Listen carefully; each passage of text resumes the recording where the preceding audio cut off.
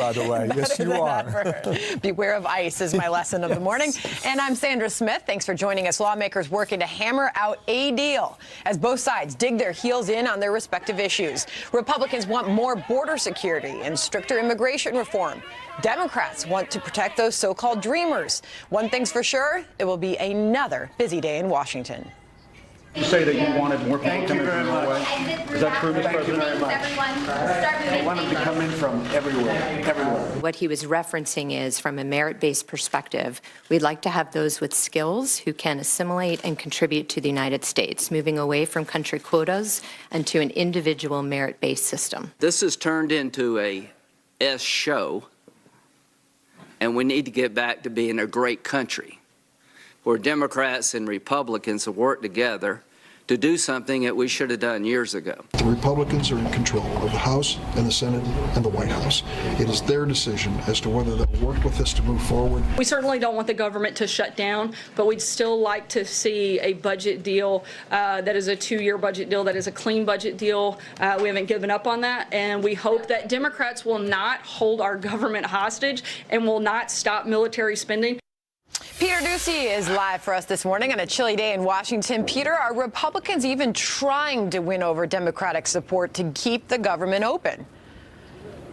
No, Sandra, they are trying to do it with Republicans only, and the leaders are attempting to sweeten this 1 month of additional government funding, the continuing resolution, by adding in 6 years worth of funding for the Children's Health Insurance Program and delaying Obamacare's medical device tax. But because they do not plan to touch DACA in the next couple days, some conservatives think their own leaders are laying the groundwork for an unfavorable immigration deal next month, and the House Freedom Caucus thinks they can block this bill.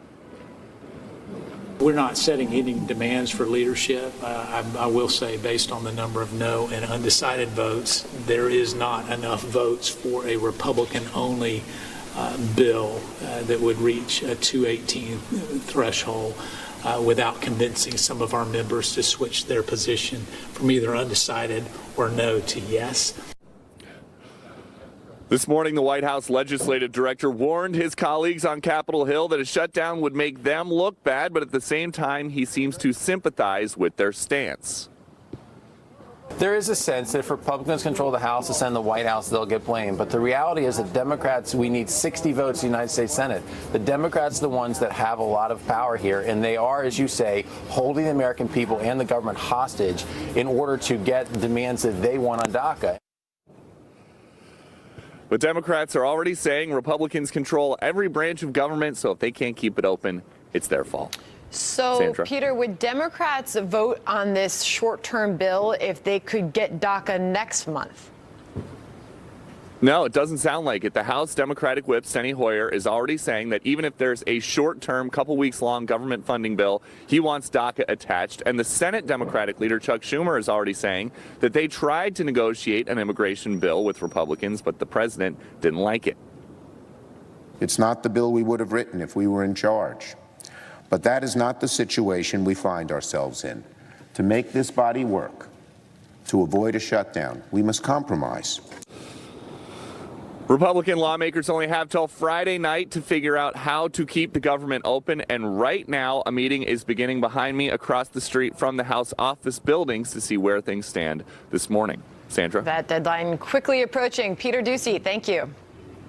Meanwhile, the Justice Department now fighting back, asking the Supreme Court to review a lower court's DACA decision. Last week, a federal judge blocked the Trump administration from denying work permits to applicants who entered the U.S. illegally when they were children.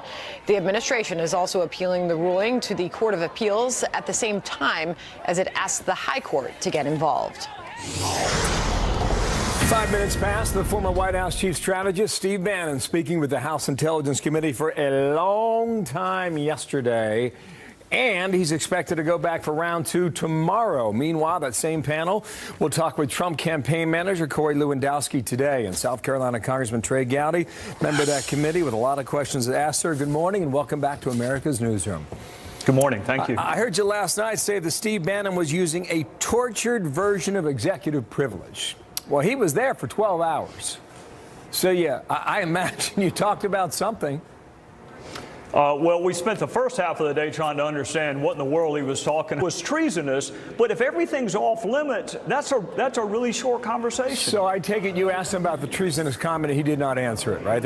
I tried to. Well, that's the beauty of it. He answered it initially, and then apparently his lawyer didn't like the fact that he answered it, so then he clammed up. That is an eminently reasonable, legitimate question. If you're going to accuse somebody of a crime for which you can be put to death, what is your evidence for that? So I don't know anyone who wouldn't ask that question. He started to answer it, and then his lawyers got involved, and that usually messes up almost everything, and that's why we were there for a long time yesterday, but we're going to have to go back tomorrow. You sound frustrated. Do I have that right? I am frustrated whenever people assert privileges that do not exist. And I am really frustrated when witnesses have all the time in the world to talk to the media on and off the record, and they can help people write books, but they can't talk to the representatives that are elected by their fellow citizens. I mean, picture that. He's happy to tell an author about treasonous, unpatriotic acts, but he won't tell members of Congress when he's pressed on it. I'm not aware of any privilege that lets you pick and choose who you answer questions for. I understand the point you're making, and any reason to expect there's a difference tomorrow. Now, did you settle on any ground rules late yesterday that would indicate that would be different on Thursday? Bill, there's one thing that can fix it, which is the White House instructs Steve Bannon, we're not asserting executive privilege. We are telling you to answer all of the questions that Congress has. That could fix it in a nanosecond. Yeah. If the White House would say, answer their questions, Steve. Have you found evidence of collusion? No, sir. But we're not through yet. And some of my colleagues have already made up their minds, namely Adam Schiff. He found collusion before we even started. So I'm not sure how you do that, but he did it. I have seen no evidence of collusion between the president and the Russians, the president's campaign and the Russians. But we still have more interviews to do. Okay, two more questions here. Corey Lewandowski appears today. Do you expect him to have the same posture as Steve Bannon? I hope not. I hope not. It would be all we're doing is delaying. I mean, keep in mind the president and some of his supporters want Congress to hurry up and conclude these investigations. So do I. The best way to do that is to instruct witnesses to answer our questions instead of going through this charade of executive privilege. Jim Rybecki appears tomorrow. Who is he, and why is he important? He's a high-level FBI official who served under Jim Comey and currently serves, and we are looking at all the decisions the Department of Justice and the FBI made in 2016, and he's an integral part of that. I mean, keep in mind, Bill, this time last year, the Democrats wanted Jim Comey prosecuted for a Hatch Act violation. They now want him canonized or on Mount Rushmore, but this time last year, they wanted him prosecuted. So Republicans and Democrats have questions about decisions made by the Department of Justice in 2016. It's just the Democrats have stopped asking their questions and we have not. Was Rybecki part of reporting or drafting the letter that exonerated Hillary Clinton? He's copied on it. He's copied on it, and the only way to know whether or not he played a meaningful role in drafting it is to interview him, which is what we're going to do tomorrow. But he was certainly copied on the drafts, so we need to know, did you participate in the editing, and is there also a prosecution version of that memo? We've seen the exoneration version. Two months before they concluded the investigation. Is there also a separate memo where you lay out the theory upon which she could be prosecuted? Because if there's not, and I don't think there is, then you made up your mind 2 months before you even interviewed the target of the investigation, which is really hard to believe. Trey Gowdy, thank you for your time. Get back to work there in Washington, yes, okay? Sir. You're welcome. Come back here anytime. The Republican from South Carolina, thank you. One of his big allegations last night, if you saw Trey Gowdy with Tucker, was he thinks Democrats are dragging it out when it extended past November, and he also believes that the media is partly responsible for this. So we're going to debate all this coming up over the next couple of hours here. But there's Trey Gowdy today. All right. Well, a stunning new report now revealing that 3 out of the 4 people convicted for terrorism in the U.S. have been foreign-born. In 2017 alone, DHS had 2,554 encounters with individuals on the terrorist watch list who were attempting to travel to the United States. That equates to 7 terrorists a day, 50 a week. President Trump seizing on that report as a reason that Democrats must come to the table and tighten our immigration program. Senator Mike Lee joins us on that and much more. Plus, did you catch this yesterday? Explain to me how a guy who eats McDonald's and Kentucky Fried Chicks and all those Diet Cokes and who never exercises is in as good a shape as you say he's in. It's called genetics. This was a supersized report. White House doctor getting hammered by reporters for about an hour after giving the president an excellent bill of health. Are some media outlets now going out of their way to discredit his health and the president? We'll debate that and play more from that press conference as of yesterday. Also. And breaking news on the search for answers on 2 deadly collisions at sea. Why 2 top commanders could face criminal charges later today. Criminal charges could be coming in the deadly Las Vegas shooting, even though the gunman is dead. A lawyer for Las Vegas police did not identify any new evidence or suspects, but he did tell a judge that charges may be possible depending on the results of an ongoing investigation. Stephen Paddock killed 58 concert goers and injured more than 500 before turning the gun on himself back in October. 3 out of 4 individuals convicted in this country of international terrorism-related charges in the last 15 years were foreign-born. This report, unfortunately, is likely just the tip of the iceberg. There you have Homeland Security Secretary on Capitol Hill yesterday pointing out the findings in a recent report, making the point about terrorism here in the U.S. as it relates to immigration. Utah Republican Senator Mike Lee with me now. And sir, good day to you. Couple topics to get to, so thank you for your time. Well, what do you think that does to the argument that the president's making about chain migration and ending the visa lottery and programs like that? Well, they've been law for years now, sir. Yeah, I certainly think it's worth considering in the context of a discussion focusing on who we're wanting to bring into this country. When we look at our immigration laws moving forward, who are the people who are most likely to fit into the United States, who are most likely to become citizens who will contribute to the American experience, who share our commitment to the rule of law? These are things that are worth considering, and a merit-based immigration system is definitely something that will be under discussion. Do you think a deal on DACA is to be made with this Congress? Yeah, I think something is likely to happen in this area. The trick here is to find something that makes sure that we bring about an end to the underlying problem. We want to fix it in the sense that we don't want people to be punished for having been brought here years or decades ago when they were children, and sometimes, in some cases, when they were infants by no choice of their own. At the same time, we want to make sure that we fix it in a way that doesn't encourage more people to do the same thing in the future, leading to further victimization of the most vulnerable group of immigrants in this country. Right. So I think a deal is to be had, but I think we've got to deal with it in a way that addresses border security and that also deals with our aging visa system that's out of date and needs to be updated. Well, a lot of work going ahead for you, but I think a lot of people in the middle see a deal to be had there, and well, let's see, frankly, whether or not you can get there. Okay, now, you were a no vote late last night on the FISA law, Foreign Intelligence Surveillance Act, that's Section 702. You've been railing against this idea for a long time, and you're still a no vote, despite the changes and the reforms they made in the law. How come, Senator?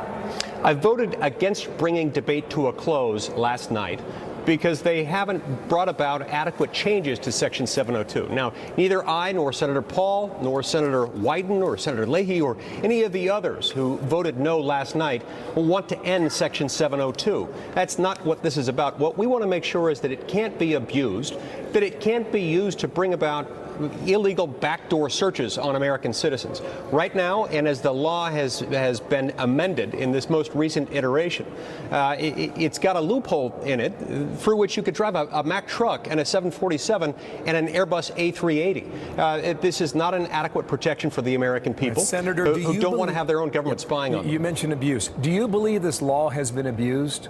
And what example would you give? I believe that it's entirely possible that it could be abused. I have no proof of any particular instance in which it has happened. There are those who think it may have. My point is that we know that at some point in the future it will be abused if we don't put adequate protections in place. Well, remember, there was a body in the Senate a few decades ago that concluded that in every presidential administration from FDR all the way through Nixon, about the time this review was conducted, intelligence gathering agencies had been used to engage in political espionage. We know that these things happen. We've got to make sure that our laws are as tight as possible so that they don't happen as often as they would otherwise. You know, Senator Rand Paul used two examples. He suggested perhaps in the future the government could use this database if you violate paying your own taxes or if you're in violation of a minor marijuana charge. Do you see those two examples as practical concerns that everyday Americans should have about their own security and privacy? Look, I think every American is concerned about their privacy. Every American certainly ought to be concerned about the fact that someone could be targeted on the basis of unpopular political beliefs at some point in the future. This is a reason why we have a Fourth Amendment. It's one of the reasons why we're a country, why we don't fly the Union Jack, is that we believe in privacy, and we believe that our privacy is not at odds with our security. In fact, our security and our privacy are part of the same thing. Well, Senator, one last thing here. Fewer Americans will be caught up in searches. That's what the proponents of the law say are changing now. And also they're saying it requires reforms the way intelligence services collect the contents and how they store that electronic information. Clearly, that's not good enough for you. No, it's not. I mean, look, some of these protections apply only with respect to a case where there is a predicated investigation. There are many stages of investigations at which those restrictions wouldn't apply. And so that's why I say this creates a loophole that's a mile wide. And there are reforms that would still protect the American people from those who want to harm us. But those reforms didn't even have a chance to be voted on, and I think that's unfortunate. Senator, thank you. I hope you come on back, okay? Mike Lee's a Republican from Utah. I know you've been hot on this issue for some time, though. Thank you for sharing some time with us today. Thank you, Bill. You bet. Sandra. A former CIA agent charged for spying for China. He's accused of leaking top secret information, including the real names of undercover agents. How the Department of Justice uncovered his crime. Also, President Trump calling for more border security. There's already a big challenge on that plan. We'll tell you what's behind a manpower crisis at the Border Patrol Agency. It doesn't matter why they crossed or for what purpose they came here. What they did was illegal, and we're paid to uphold the law. Two Navy commanders now facing criminal charges in connection with that deadly crash of two ships off the Asian coast last year. Two sailors died when the USS McCain collided with an oil tanker in August, and 7 others are killed on the USS Fitzgerald when it hit a commercial ship in June. The former commanders of both vessels, Bryce Benson and Alfredo Sanchez, are being charged with negligent homicide. A former CIA officer now under arrest. He's been accused of illegally retaining classified information and reportedly leaking that information to China. Doug McKelway joins us live from Washington. It appears, Doug, the Bureau has been tracking this former agent for a number of years now. That's right, Sandra. Their investigation of 53-year-old Jerry Chun-Shing Lee began as early as 2012, 6 years ago. It was then that the CIA retiree had traveled back to the United States and to Virginia from his home in Hong Kong with a 3-day stopover in Honolulu. In Hawaii and in Virginia, FBI agents armed with search warrants entered his hotel rooms, searched through his suitcases, and photographed 2 small notebooks with 49 pages of handwritten entries that contained classified and even top secret information, including the locations, telephone numbers, and real names of CIA informants and undercover agents operating in China. It was the same information that Chun-Shing Lee was privy to before he retired from the CIA in 2007. It appears that that information was provided to Chinese authorities, who then began the process of disassembling the CIA's U.S. Human Intelligence Network in China. The New York Times today said, quote, "The collapse of the spy network was one of the American government's worst intelligence failures in recent years." Chun-Shing Lee was arrested on Monday at Kennedy Airport in New York. He made his first appearance in Brooklyn federal court Tuesday and is now awaiting transfer to federal court in Virginia. Sandra? Doug, why did authorities wait so long to arrest this retired CIA agent when they knew what he was up to 6 years ago? You know, that's a question for former CIA Director John Brennan, who was in charge of the agency at the time this was going on. We can only speculate.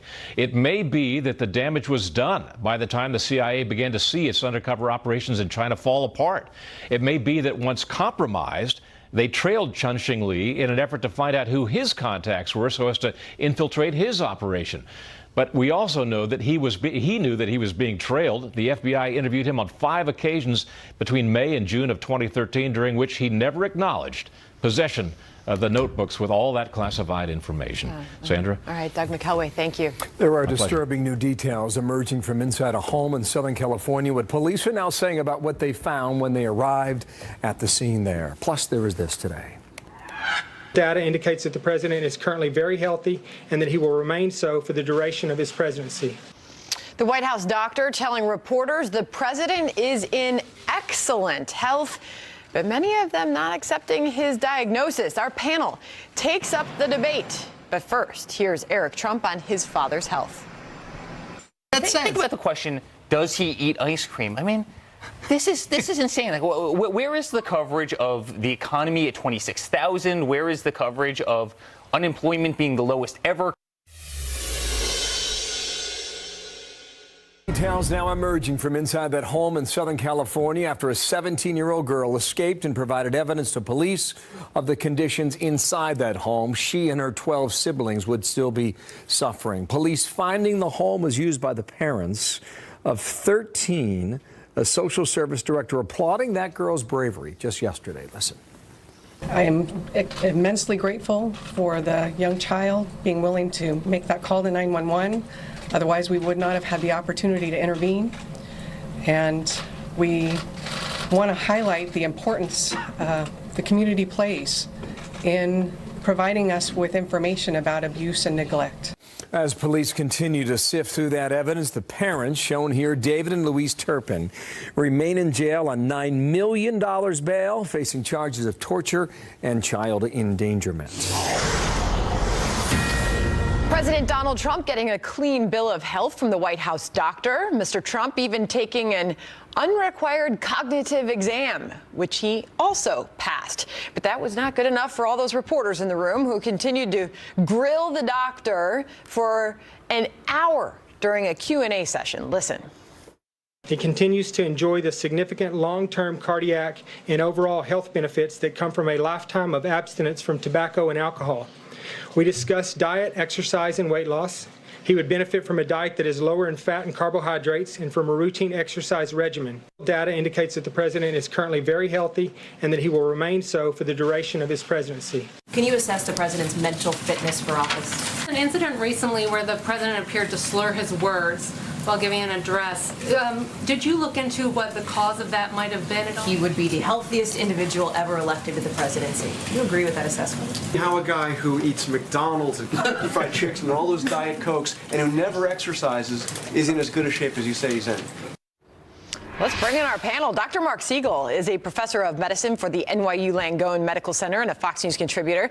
Brad Blakeman is a former deputy assistant to President George W. Bush. And Richard Fowler is a radio talk show host and Fox News contributor. We'll start with the doctor first. I heard you sighing as you heard those questions from reporters. Here, a doctor stood up, the White House doctor, gave the president a clean bill of health, but they were relentless with their questions. First of all, Dr. Jackson is incredibly credentialed. He's an emergency room physician. He served in Iraq. He served at a trauma unit in Iraq. He was President Obama's doctor. He worked with President Bush as well. He's as nonpartisan as they come. He talked for an hour and then all of these questions. He said his heart is in great shape. He had an extensive stress test, an echocardiogram, a CAT scan of the chest. He actually submitted to a very extensive cognitive test called the Montreal Cognitive Assessment Test. That the president volunteered himself for that. He scored 30 out of 30 at the age of 71, which I do not think I could do. And then the most important thing of all, the psychiatric assessment, the doctor gave a very smart answer to that. He said, I spend almost every day with the president.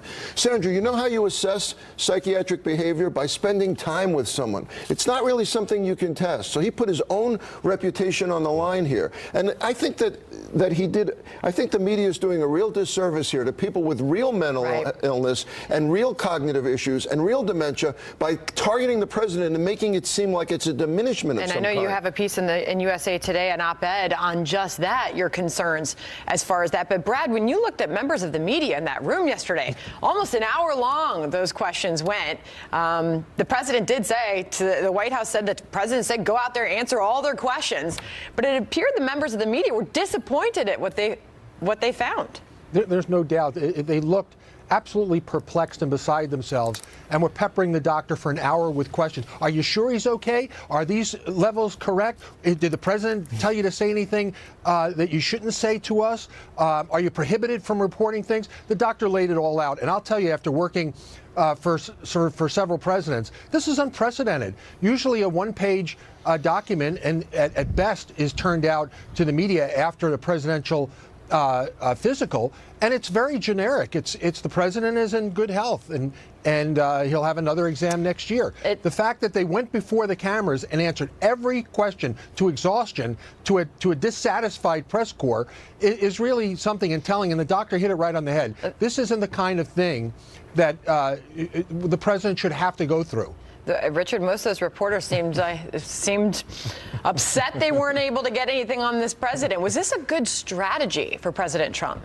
I think it was a good strategy for the president to do a drop-dead press conference by his doctor and answer every question possible about the president's health. Really puts this issue to bed. Does it mean that he's going to stop tweeting? No. Does it mean he's going to stop acting erratic? Probably not. But it does say that he's in good health, even though he needs to sort of ease off the cheeseburgers and the Diet Cokes. But I think this was definitely a good move by the White House. And this is a bright spot in what has been a really, really, really bad weekend and an overall bad week for the president, given what he said in the Oval Office last week Friday, given that there's a likely government shutdown coming at the end of this week. So the president gets a good mark for this particular performance. It's really interesting, Doctor, because in your piece, you actually go on to say that the president, just based on his history, lack of alcohol use, cigarette smoking, vigor on the golf course, could have predicted the outcome of this medical testing. Add to that low blood pressure. And I also think it's a moment of great hope for Americans out there who maybe don't exercise enough, who maybe don't eat right.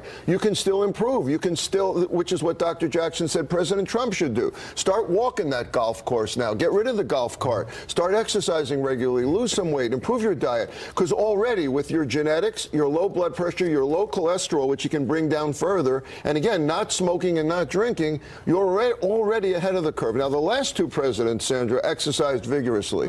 They were role models for exercise and fitness. President Trump can still do that. In the meantime, for those couch potatoes out there, this is a good moment. I do believe he was also asked in that room yesterday, Brad, by one of the reporters. The doctor was asked, so is he the healthiest president ever to live? The doctor declined to compare him to any previous president's health. But does this put the issue over the president's health to rest, Brad? It should. This exhaustive report on the president, including diagnostics, should absolutely put it to bed.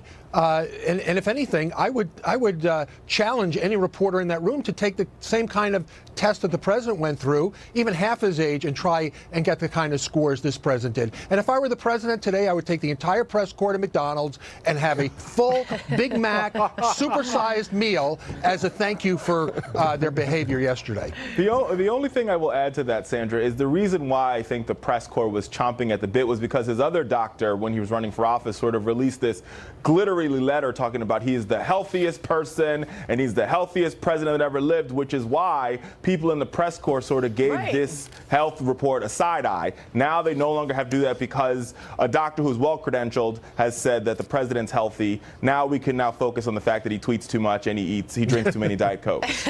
So, Doctor, I'll leave this with you. So put this to rest. Is there anything you learned yesterday in the report, both on the cognitive side and the physical side of this president? Anything left that concerns you? He needs a little more vitamin D. He's got to increase his Crestor to lower his cholesterol further. I want him to exercise. But what I learned most disturbingly yesterday was you have this physician trained in Iraq, in the Iraq theater. There's nobody that you could point to that's more credentialed to be doing this, and he's grilled for over an hour. That was deeply disturbing, and it's time for the media to cut that out. This is an embarrassing moment for the news media. My goodness. All right. Good discussion, guys. Thanks to all of you for being here. I like Brad's idea. Yeah. Straight to KFC we go. Yes. Original recipe. Side biscuit.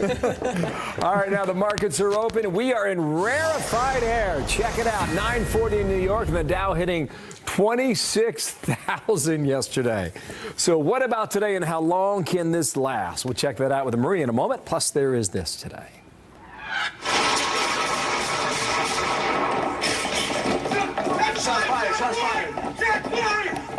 A shootout with police in Baltimore caught on camera and showing what our brave men and women in blue deal with in the field. What led to this firefight. It was remarkable. Also disgraced doctor Larry Nassar accused of sexual abuse by more than 100 young girls. Among them, several gold medal Olympians, and we're hearing from some of the victims who are now speaking out in court about their case. Perhaps you have figured it out by now, but little girls don't stay little forever. They grow into strong women that return to destroy your world. Emotional impact statements continuing today in a Michigan courtroom.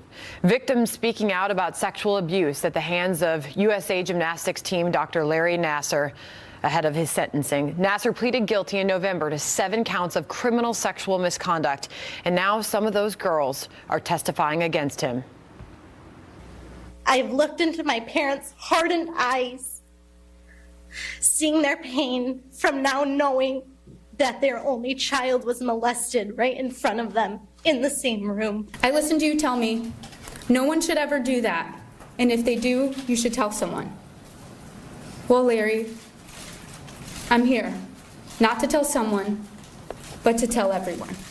Olympic gymnasts Simone Biles, Allie Reisman, and Gabby Douglas are among the accusers. So is Michaela Maroney. She signed a non-disclosure agreement with USA Gymnastics, but the organization says it'll waive a $100,000 fine if she wants to speak at Nassar's sentencing.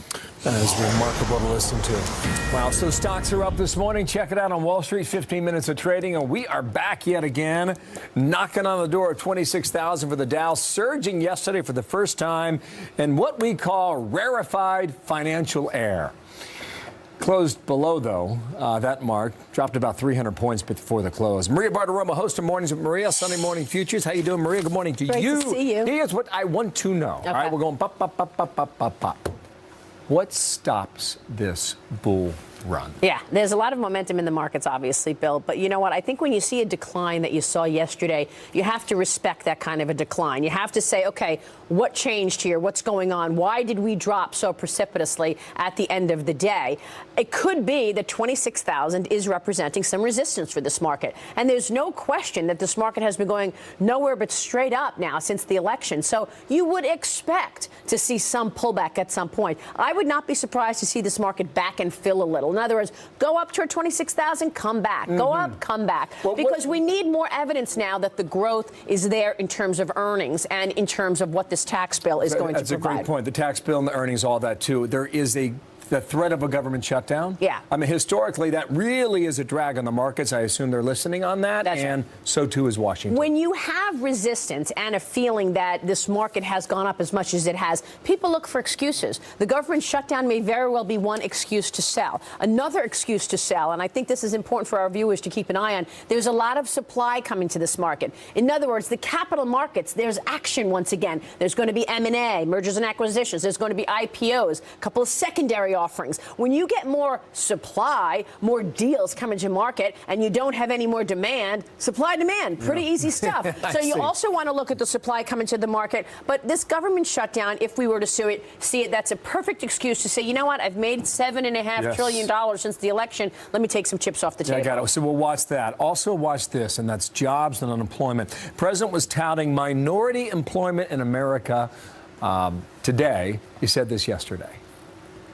Black unemployment is the best it's ever been in recorded history. It's been fantastic, and it's the best number we've had with respect to black unemployment. We've never seen anything even close, so we're very honored by that. And our country is doing very well. So we took that comment and we did our own research. Here's what we found on screen. Unemployment statistics for 2017, December, 6.8% for African Americans. Hispanics, same month, same year, 4.9%. 9%. Wow.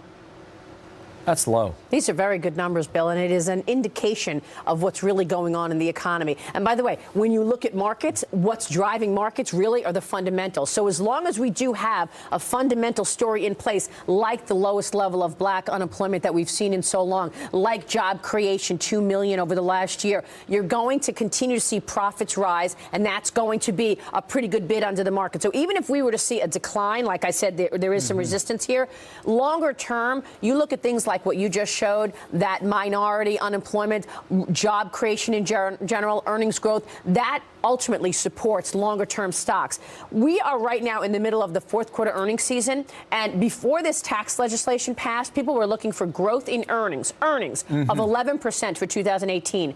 Because of the tax plan, they're adding on another 12%. Wow. So we're looking at a story in 2018 of earnings growth of 23%, Bill. That's very positive. Incredible. General Motors came out with a lot of good news yesterday as well about what they think can be forecast for the next 2 years' time. The auto sector's doing very well. You know,